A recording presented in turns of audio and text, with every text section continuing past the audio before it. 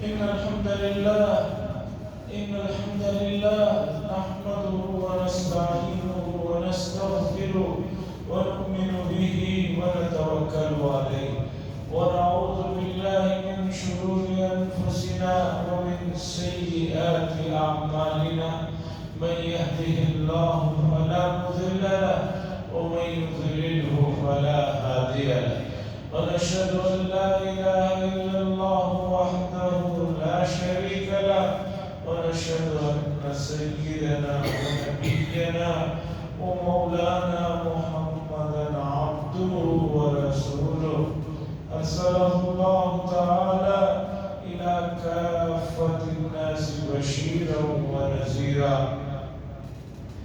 أما بعد فإن أصدق الحديث كتاب الله وخير الهدي هدي محمد صلى الله عليه وسلم وشر الأمور محدثاتها وكل محدثة بدعة وكل بدعة ضلالة وكل ضلالة في النار. قال الله تبارك وتعالى في القرآن المجيد والفرقان الحميد وإذ ابتلى إبراهيم ربه بكلمات فأتمهن قال إني جاعلك للناس إماما قال ومن ذريتي قال لا ينال عهد الظالمين. وقال صلى الله عليه وسلم لما سئل عن الأضاحي سنة أبيكم إبراهيم أو كما قال صلی اللہ علیہ وسلم. عزیزان محترم، یہ ذوالقعدہ کی پہلی جمعہ ہے اور یہ مہینہ اشہر حرم والا ایک مہینہ ہے.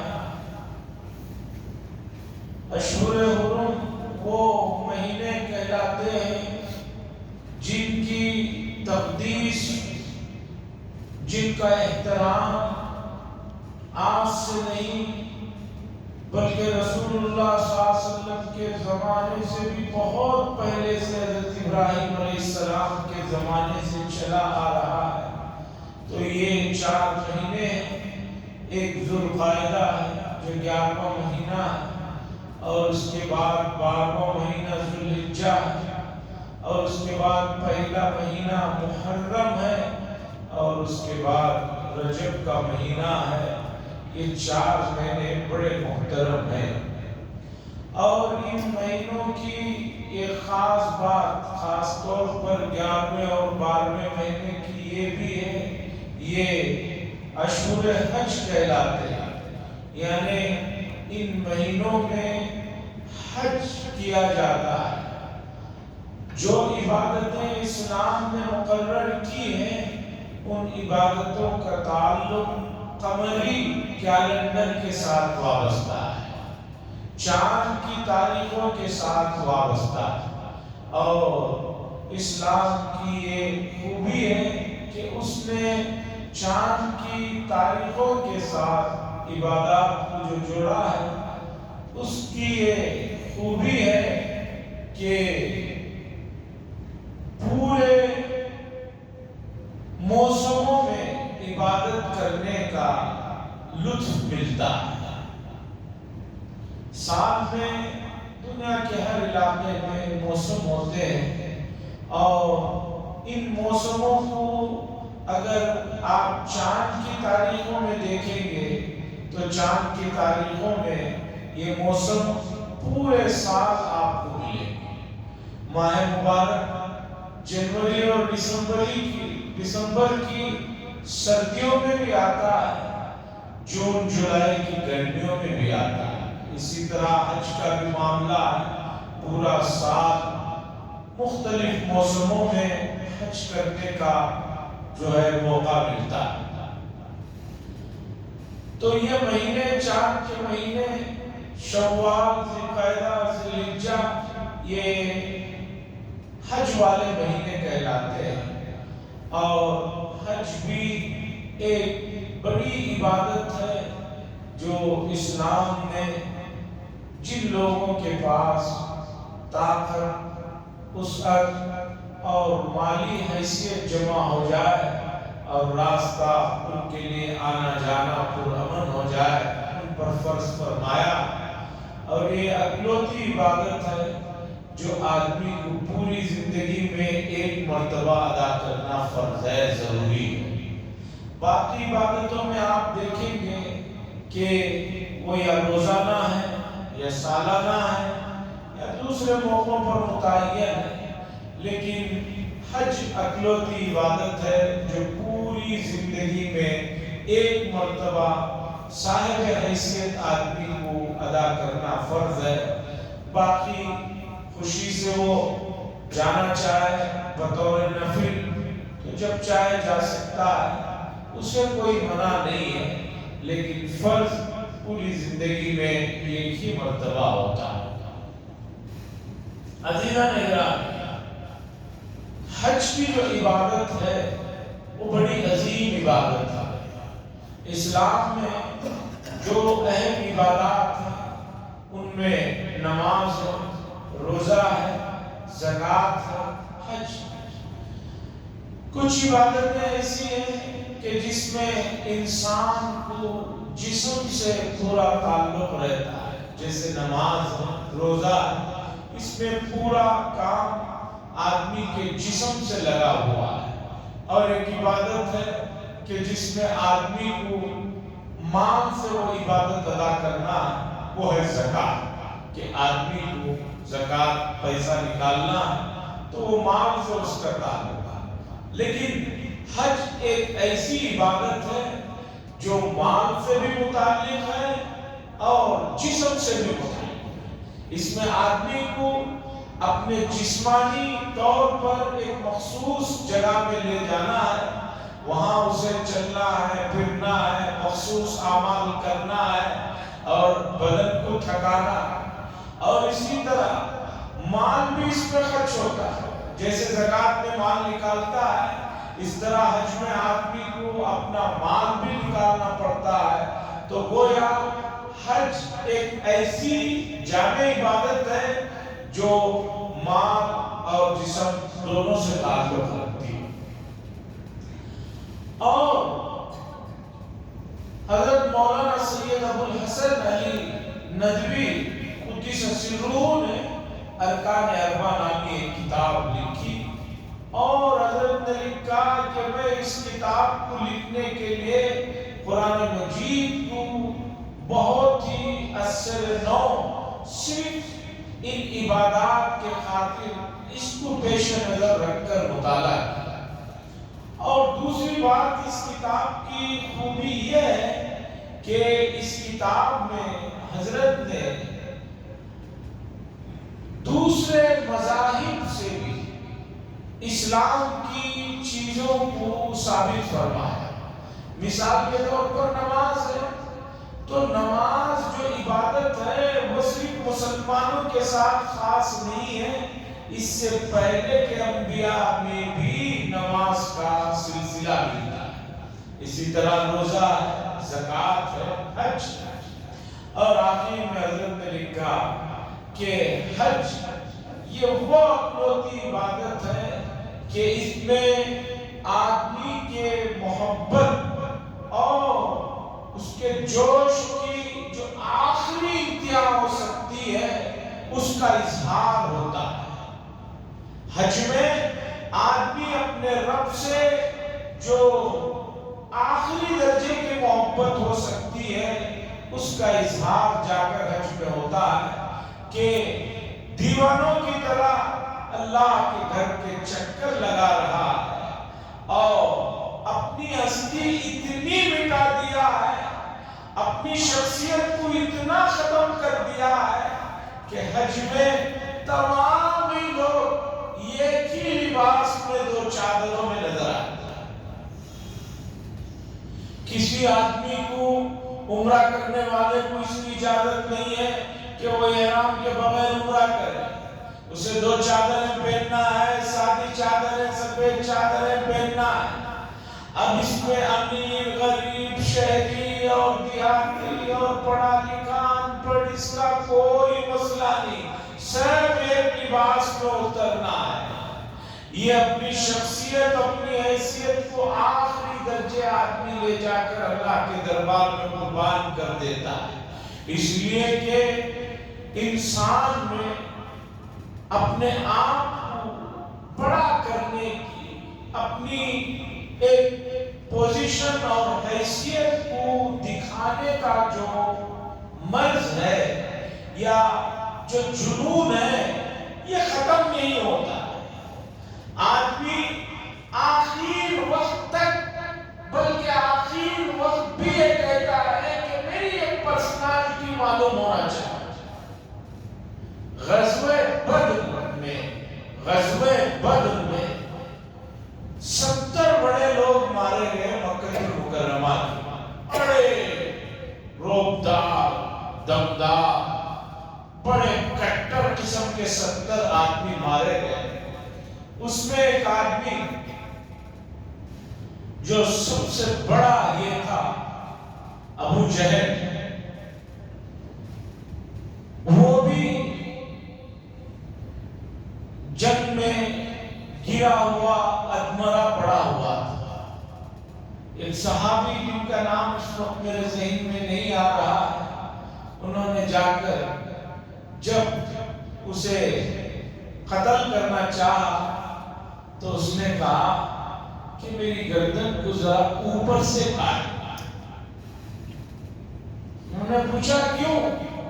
تو وہ کہنے لگا تاکہ جب لاشوں کو رکھا جائے تو میری لاش ذرا بھیانک نظر آئے. میرا جو ہے اس وقت بھی جو ہے میرا اسٹیٹس برقرار ہے. گردن کٹی جا رہی ہے تب بھی وہ کہتا ہے کہ ذرا اوپر سے کاٹنا، چونکہ اوپر سے کاٹو گے تو جب رکھی ہوئی لاشیں اور سرے ملیں گے تو میری شکل ذرا بھیانک اور ذرا دمدار نظر آئے. تو یہ مسئلہ ہے آدمی کی ایک حیثیت کو نمایاں کرنے کا یہ ایک جنون ہے.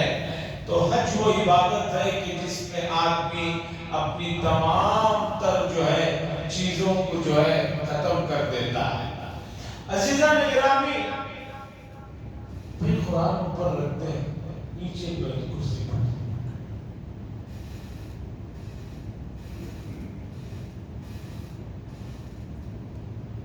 عزیزان گرامی،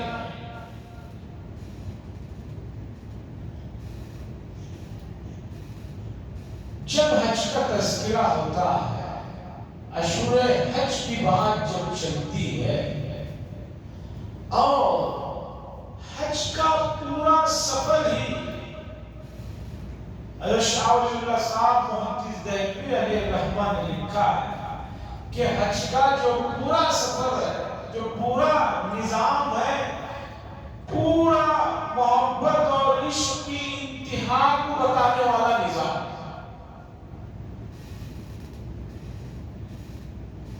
آپ دیکھیں کہ حج میں احرام کا مسئلہ ہو، طواف کا مسئلہ ہو، پھر صفا مروہ آدمی دوڑ رہا ہے، کہیں چل رہا ہے، پھر وہاں سے مینا میں جا رہا ہے، مینا سے عرفہ، پھر وہاں کھڑے ہو کر جو ہے گڑ گڑا رہا ہے، واپس آ رہا ہے، رات میں بھی تھکان دور نہیں ہوئی، پھر صبح بکری مارنا ہے، جانوروں کی قربانی کرنا ہے، حلق کرانا ہے.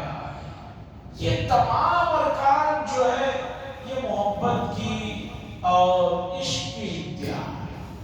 اور آپ دیکھیں گے طواف میں اسلام میں ہر چیز، خاص طور پر جن کا تعلق اچھائیوں سے، اس میں سیدھے کا یعنی رائٹ کو ترجیح دی جاتی ہے. رسول اللہ صلی اللہ علیہ وسلم کے بارے میں سیدہ عائشہ فرماتے ہیں کان رسول اللہ صلی اللہ علیہ وسلم یحب التیامن حتی الترجل والتنعل. رسول اللہ صلی اللہ علیہ وسلم ہر چیز میں سیدھے حصہ، رائٹ کی طرف کی چیزیں پسند تھی، حتیٰ کہ آپ کنگا کرتے تھے تو پہلے سیدھی طرف کنگا کرتے تھے، چپل پہنتے تھے، جوتے پہنتے تھے تو بھی آپ پہلے سیدھے پیر میں پہنتے، اور عموماً کنگا کرتے ہوئے ہم لوگ اس سنت کی طرف ترجیح دیتے ہیں، اس لیے کہ جو بھی آدمی کنگھی اٹھاتا ہے تو سب سے پہلے یہاں شروع کرتا ہے، یہ بایاں حصہ آدمی ایسا کرتا ہے، یہ بایاں حصہ حضور صلی اللہ علیہ وسلم کو سیدھے طرف پہلے کنگا کرتا ہے، ادھر پہلے تو ایک بات آ گئی، حضور کچھ سیدھی طرف چیزیں پسند تھی، لیکن آپ طواف میں دیکھیں گے کہ آدمی جو طواف کرتا ہے وہ رائٹ سے نہیں کرتا، لیفٹ سے کرتا ہے۔ جیسے یہ پلر ہے، اسے سمجھیے کعبہ ہے، تو اب طواف یوں ہونا چاہیے، یہ سیدھے طرف کا حصہ ہے، لیکن طواف یوں ہوتا ہے، یعنی لیفٹ کے طرف سے طواف شروع ہوتا ہے۔ کبھی آپ نے غور کیا ہے یا نہیں مجھے معلوم نہیں، کیا بھی ہے تو آپ کو کبھی سوال ہوا ہے یا نہیں یہ بھی مجھے دیکھا نہیں، اس لیے کہ دین کے سلسلے میں لوگ پہلی بات تو غور و خوض کرتے ہیں، ہاں جہاں ان پر مشکل پڑتی ہے وہاں پوچھتے ہیں ایسا کیوں ہے، ایسا کیوں ہے، اس میں کچھ ڈسکاؤنٹ کیوں نہیں ہے۔ بلکہ ایک صاحب ریل میں سفر ہو رہا تھا، نماز کا وقت آیا تو ہم نے کہا کہ بھی ذرا قبلہ کدھر ہے دیکھ، یہ وہ زمانے کی بات ہے جب موبائل نہیں تھے، اب تو موبائل ہے تو قبلہ دیکھنا مسئلہ ہے، پہلے وہ اہتمام سے قبلہ نما رکھنا پڑتا تھا اور اسے سمجھنا بھی ایک مسئلہ ہوتا تھا، ہر آدمی اسے سمجھ بھی نہیں سکتا تھا، تو ہم نے کہا کہ قبلہ کدھر ہے دیکھ لو۔ تو اس سفر میں ایک صاحب کہنے لگے، دیندار آدمی تھے، وہ کہنے لگے کہ بھئی جدھر چاہے پڑھ لو، زیادہ ڈیپ میں مت جاؤ، کہہ رہے ہیں کہ زیادہ ڈیپ میں مت جاؤ، جدھر چاہے پڑھ لو۔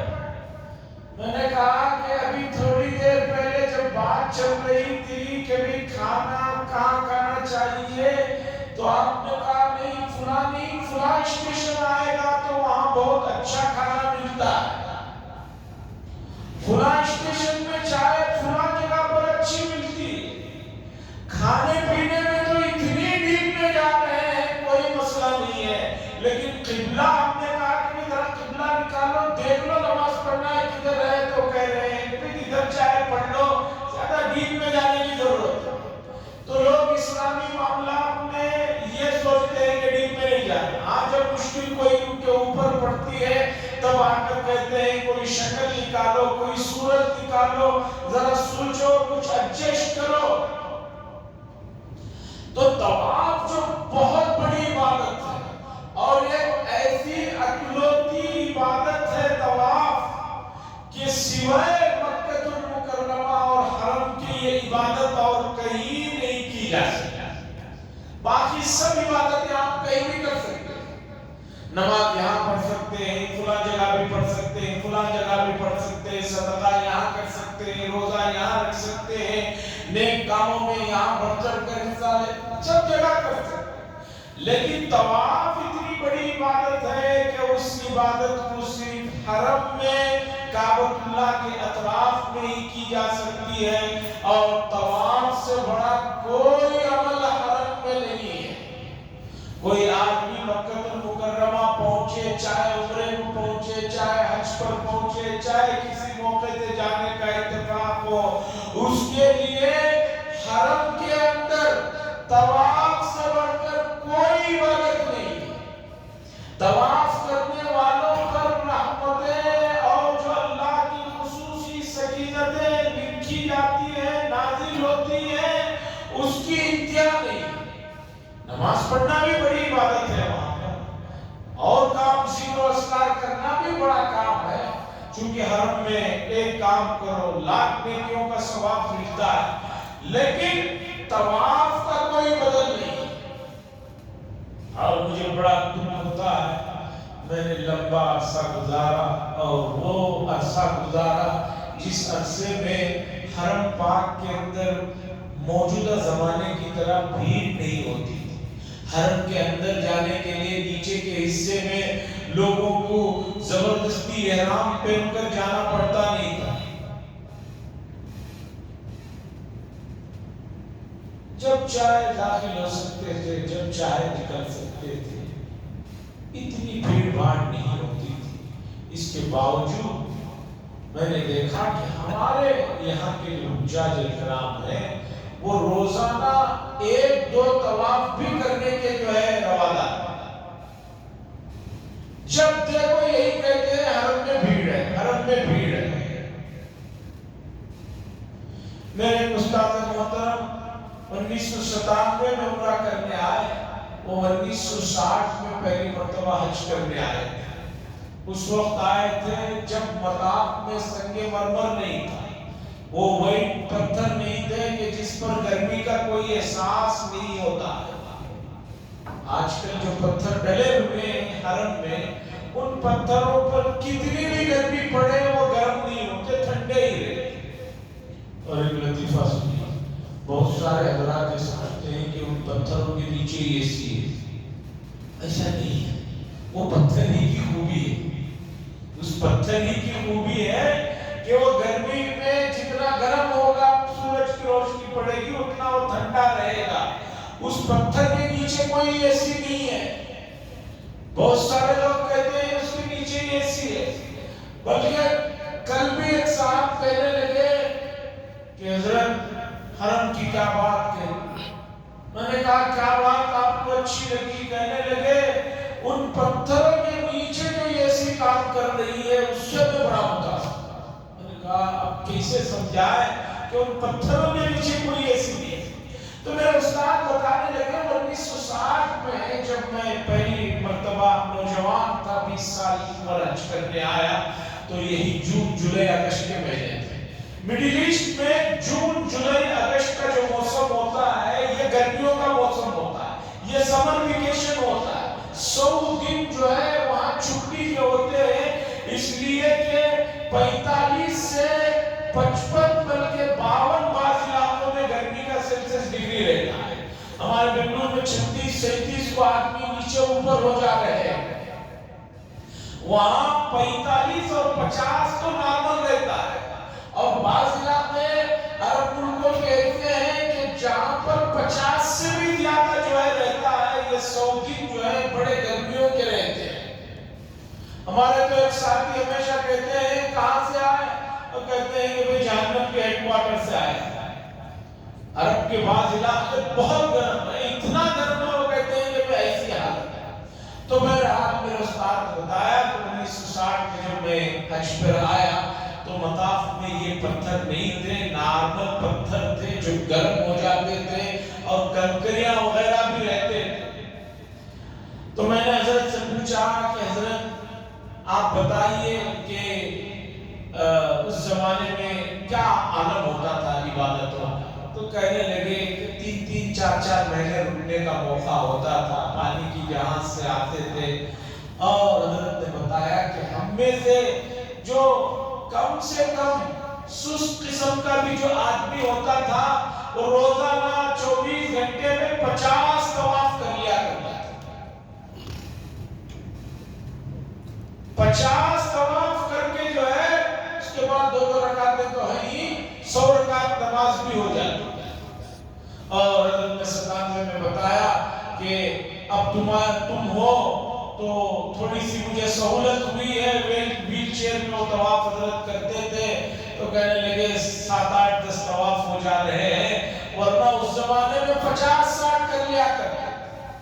اور آج عالم یہ ہو گیا ہے کہ حجاج کرام طواف جیسی عظیم عبادت سے جو ہے محروم ہے۔ اور عجیب بات یہ ہے کہ وہاں کے جو بازار ہیں، وہاں کی جو رونقیں ہیں، بنگلور شہر سے پہلی مرتبہ حج کے لیے جب ہوائی جہاز ڈائریکٹ ہوئے تھے تو 1996 کا موسم تھا۔ 1996 جو مسجد نور ہے، یتیم خانہ جہاں پر ہے، وہاں سے پہلی مرتبہ جو ہے فلائٹیں گئی تھی موقع پر مولانا عبد الکریم صاحب پارے کی قدس سرہ پونا کے رہنے والے، جن کا قرآن کا ترجمہ بھی ہے، بڑے آدمی ہیں، انہوں نے اس موقع پر وہاں حاجیوں کو نصیحت کرتے ہوئے یہ بات کہی تھی 1996 میں، یعنی کہ آج سے تقریباً 27 سال پہلے کی بات انہوں نے کہی، حاجیوں سے گزارش کی کہ میں نے دنیا کا ہر بڑا شہر دیکھا ہے، لندن، پیرس، واشنگٹن، جو بھی بڑے شہر ہیں، میں نے وہاں کے بازار دیکھے ہیں، لیکن وہاں کے بازار جو ہے مکے کے بازار کے سامنے پھیکے ہیں۔ یہ بات انہوں نے 27 سال پہلے کہی تھی، آج 27 سال کے بعد اور کتنی ترقی ہو گئی ہے وہاں آپ اندازہ لگائیے۔ حجاج کرام حج کا سفر 6 مہینوں سے 4-5 کم ہوتے ہوتے 30-32 دن پر آ کر رک گیا ہے۔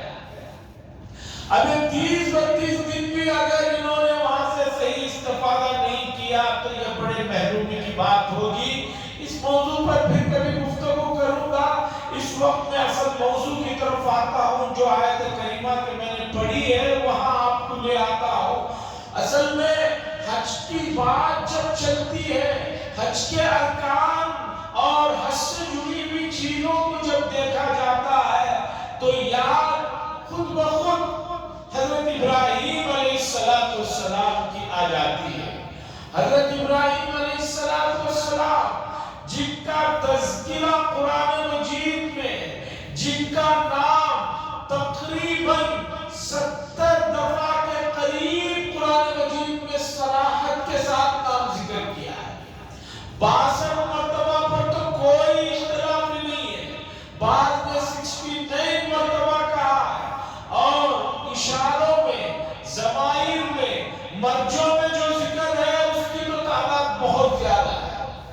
تو جس نبی کا ذکر قرآن مجید میں 62 مرتبہ سے زیادہ کیا گیا ہو، جن کے نام سے مستقل ایک سورت ہو، اور جو اکلوتے نبی ہیں جن کو آج بھی روئے زمین کے 3 بڑے مذہب والے اپنا مانتے ہیں۔ اس وقت روئے زمین پر 3 بڑے مذاہب ہیں جو آسمانی مذاہب ہیں، جو تینوں اللہ اور انبیاء کے سلسلے میں بہت سے معاملات میں یکجا ہوتے ہیں۔ مذاہب تو بہت ہیں، 50 مذاہب ہیں، لیکن 3 بڑے مذاہب ہیں آسمانی، ایک ہے یہودیت، دوسری ہے نصرانیت، تیسری ہے اسلام۔ یہودی بھی کہتے ہیں ابراہیم علیہ السلام ہمارے ہیں، عیسائی بھی کہتے ہیں حضرت ابراہیم علیہ السلام ہمارے ہیں، اور ہم تو کہتے ہی ہیں کہ ابراہیم علیہ السلام ہمارے ہیں۔ اس لیے کہ رسول اللہ صلی اللہ علیہ وسلم سے ایک مرتبہ پوچھا گیا تھا قربانی کے سلسلے میں کہ یہ کیا چیز ہے، سرکار دو عالم صلی اللہ علیہ وسلم نے فرمایا یہ تمہارے باپ ابراہیم علیہ السلام کا طریقہ ہے۔ تو ابراہیم علیہ السلام جنہیں تینوں بڑے مذہب والے، آسمانی مذاہب والے آج بھی دنیا میں یہ کہتے ہیں کہ بھئی وہ ہمارے ہیں، اور قرآن میں جن کا اتنے مرتبہ ذکر ہے، توریت انجیل میں خدا جانے کتنی مرتبہ ذکر ہے، تو یہ آخری پیغمبر کے حج میں بہت سے کام ان کے اور ان کے گھر والوں سے جڑے ہوئے کام جو ادا کیے جا رہے ہیں، اتنے بڑے پیغمبر، اتنی بڑی شخصیت کہ جن سے جڑی ہوئی اتنی ساری چیزیں ہیں، تو آج ان کے تذکرے کو، ان کے قصے کو اور ان کے اس بلند مقام کو سمجھنے کی ضرورت ہے۔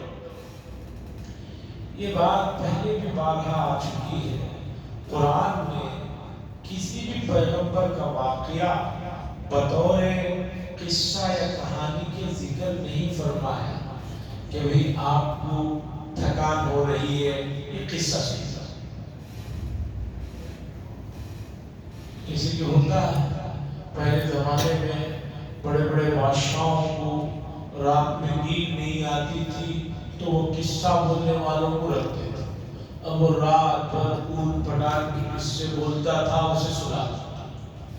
لیکن موجودہ زمانے میں یہ نہیں ہے. ہم بھی بچپن میں نانیوں سے, دادیوں سے بہت سے کہانیاں جن کا نہ سر ہوتا تھا نہ پیر ہوتا تھا سنتے تھے. لیکن موجودہ زمانے میں ماں باپ کو یہ مسئلہ نہیں. بچے کے ہاتھ میں فون پکڑا دیجئے, وہ انشاءاللہ وہ خود جب اسے نیند آ جائے گی سو جائے گا اور آپ کو بھی ڈسٹرب نہیں کرے گا. اب یہ سب مسئلے ختم ہے. تو واقعہ یہ ہے کہ پہلے زمانے میں ایسا ہوتا تھا. یہ قصہ اسی سے متعلق ہے. ایک بادشاہ نے اعلان کرایا کہ جو آدمی مجھے قصہ بول کر تھکا دے میں اسے وہ جو چاہے گا انعام دے دوں. بڑے بڑے لوگ آئے, اسے قصہ سناتے, رات بھر سناتے, اور کتنی دیر تک سناتے قصے. ٹی وی سیریل تو آئے نہیں کہ 15 سال سے چل رہا ہے. وہ رات کو جب تھک جاتے تو بادشاہ کہتا میں نے تو تھکا نہیں ہوں, میں اور کوئی قصہ ہو تو سناؤ. اور وہ کہتے کہ ہمارے پاس اور کوئی انعام نہیں جیت پا رہا. آخر میں ایک آدمی نے کہا کہ اس بادشاہ کو میں تھکاؤں گا بھی اور انعام بھی دوں گا. لوگوں نے کہا کہ دنیا بھر کے لوگ تو نہیں تھکا سکے, تم کہاں تھکاؤ. اس نے کہا دیکھو تھکا دوں. بادشاہ سے کہا کہ میں آپ کو تھکا بھی دوں گا اور انعام بھی دوں گا. بادشاہ نے کہا آ جاؤ, آج ہی آ جاؤ. رات میں پہنچا اور پہنچ کر بادشاہ سے کہنے لگا کہ میں قصہ سناؤں گا, شرط یہ ہے کہ میں جب بھی کوئی بات کہوں تو آپ کو اس کے اوپر لقمہ دینا ہوگا. جی جی ہاں, اس طرح خاموش بیٹھنا نہیں. اس نے کہا ٹھیک ہے, وہ بھی کر لیں گے. اس آدمی نے کہا کہ ایک آدمی شکاری جنگل میں شکار کو نکلا. بادشاہ نے کہا پھر, اور بہت بڑی جال لے کر نکلا. بادشاہ نے پوچھا پھر, اور جا کر ایک جگہ پر جہاں بہت سے جو ہے تیتر پرندے ہوتے ہیں وہاں اس نے اپنی اس جال کو بچھا دیا. بادشاہ نے کہا پھر, اور ایسے انداز میں بچھا کر چھپ کر بیٹھا رہا, دانا ڈال کر. بہت سے پرندے چھوٹے چھوٹے اس میں آ کر جمع ہو گئے اور اچانک کے اوپر سے جو ہے وہ جو جال بچھایا ہوا تھا اسے اٹھا دیا. بادشاہ نے کہا پھر دلچسپی آ گئی, کبھی کوئی بڑا قصہ. اس نے کہا اس میں سے 2 پرندوں نے اس جال کے تارے کو آہستہ آہستہ کر کے کاٹ دیا. بادشاہ نے کہا پھر کیا ہوا؟ تو اس نے کہا کہ پھر جو ہے پھر سے ایک پرندہ اڑ گیا. بادشاہ نے کہا پھر کیا ہوا؟ اس نے کہا پھر سے ایک پرندہ اڑ گیا. بادشاہ نے کہا پھر, اس نے کہا پھر, اس نے کہا پھر, اس نے کہا پھر. بادشاہ نے کہا کہ بھی آگے بھی سنو. اس نے کہا پہلے ان پرندوں کو تو پورے اڑ جانے میں پھر قصہ سناؤں گا. اب بادشاہ پھر کہتا ہے, پھر کہتا ہے, دونوں ایک ہی لفظ, یہ پھر پہ اٹک گئے. بادشاہ تھوڑی دیر کے بعد کہا کہ بھائی تم نے مجھے تھکا دیا ہے اور انعام لو, یہاں تو نہیں جان چکا. حاضرین اکرام, قرآن مجید میں کوئی قصہ واقعہ آپ کے وقت کو ضائع کرنے کے لیے یا جو ہے ایسے ہی خوش کرنے کے لیے نہیں سنایا, بلکہ قصہ سنایا اس لیے سنایا کہ ہم نے جن کا قصہ سنایا ہے ان کو جو ہم نے مقام اور مرتبہ دیا ہے, تم بھی ان کی ان اداؤں کو اپناؤ تو تمہیں بھی وہ مقام اور مرتبہ مل جائے گا. اب ابراہیم علیہ السلام کا قرآن نے 60 سے زیادہ مرتبہ تذکرہ کیا ہے, ان کے نام سے سورت نازل کی ہے. تو دیکھنا یہ ہے کہ ان کی وہ کیا چیزیں ہیں کہ جن کی وجہ سے انہیں اتنا بڑا مقام ملا, اتنی بڑی حیثیت ملی کہ قیامت تک کے لیے روئے زمین کے اندر آسمانی مذاہب والے ان کو اپنا اپنا کہنا. ہم خود روزانہ نماز میں التحیات کتنے مرتبہ پڑھتے ہیں, اور التحیات میں ہم کہتے ہیں کما صلیت علی ابراہیم. کبھی آپ نے غور ہی نہیں کیا, آپ جو ہے درود شریف جو کہتے ہیں ابراہیم علیہ السلام کو یاد کرتے اور یہ کہتے ہیں اللہ جیسے آپ نے ابراہیم علیہ السلام اور ان کی آل اولاد پر رحمتیں ان کی امت پر نازل فرمائی, اسی طرح کا